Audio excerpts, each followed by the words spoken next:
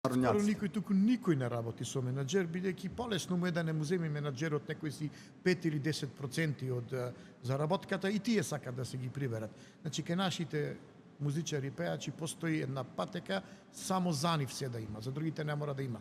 Јас 35 години го работам ова, малку сум повозрасен и од Ване Петковски, и од Хари Сековски, повеќе ја работам естрадата, ама имав, го запамтив пред повеќе од 30 години, еден мој менаџер по потекло македонец за српската естрада. Тој вика, свако ко ради треба да заради.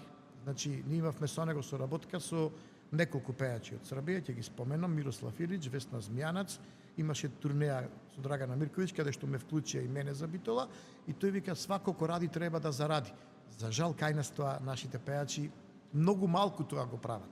Значи, нема сега да ги потенцирам и мињата, меѓутоа, вистина многу малку велат, да, треба и ти да заработиш.